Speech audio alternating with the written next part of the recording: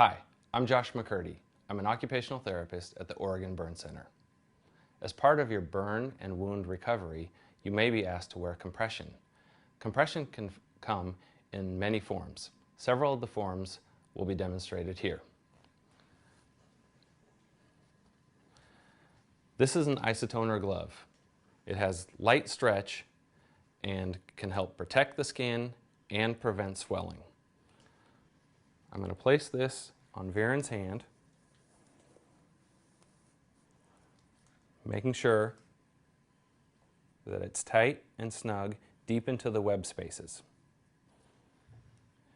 In this case, if this person has injury to their forearm as well, they'll likely wear what we call TubaGrip. TubaGrip is a tubular compression, and it is placed on various parts of the body. In this case, I'm going to place it here on his hand and forearm, just up to the elbow.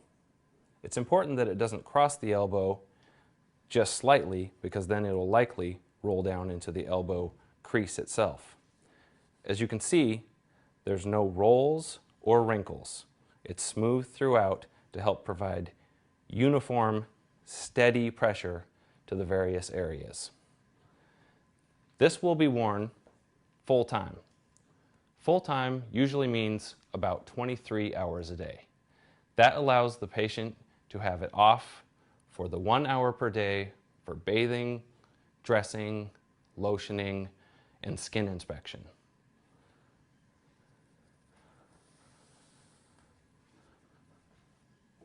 Another example, if a person had an injury to their hand, is custom fit compression. Now, custom fit compression would come as an outpatient. When you leave the hospital and come back to visit the doctor as an outpatient, the occupational therapist may assess your skin and see if custom fit compression would be helpful for you. As you can see, custom fit compression is not quite as stretchy as some of the compression that you initially leave the hospital with. It's tighter to push down onto the scar tissue to help reduce swelling and to reduce scar tissue buildup. It also provides a layer of protection for you to function in the outside world until your skin is durable and strong enough to serve as that outer layer of protection. Compression is worn to help reduce swelling and to reduce scar tissue buildup. It also serves as a layer of protection in the early stages of recovery from burn, skin grafts, and wounds. Sometimes a patient will wear ACE wraps early in their recovery process. This may include when a person first leaves the hospital and goes home. An ACE wrap is something that many people are familiar with, but often it can be put on wrong, so it's important to know that an ACE wrap must be put on in a fashion such that the pressure is smooth throughout to reduce the risk of skin injury. I'm going to demonstrate proper ACE wrap placement on our patient. Is that okay? Yes. All right.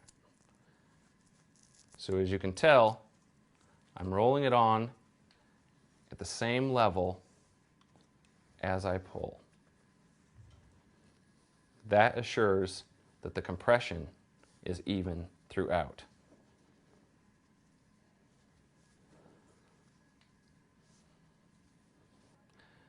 I had mentioned TubaGrip as a brand name of tubular compression that is often used. We also use another type of interim compression that is shaped. In this case, this compression is wider at the top and more narrow at the bottom. This often is used on upper extremities, arms, and legs, usually from the toes to the knees. As you can see, I've labeled this knee because it's wider at the top and more narrow for more compression at the foot region. It's important when putting this on that we protect the wound. The skin can be very fragile, and therefore we don't want to drag or slide the compression along the damaged area. As you can see, I folded it over onto itself and have it ready to put on with the correct manner to reduce injury to the skin. As I pull apart, I'm laying the compression down and preventing it from dragging. I'll now unfold that other layer and gently place right to the knee down to the toes, smoothing all areas to prevent any extra compression. This is a way to have the most pressure here, middle pressure here, and no pressure here to help reduce swelling in the entire leg. Often, when lower body injuries are involved, a patient is asked to wear compression for skin protection, scar reduction, and sometimes to help hold dressings in place when they're first ready to leave the hospital. Compression pants or compression shorts are an example of something that can be worn just like the other compression for full time, that is to say 23 hours a day.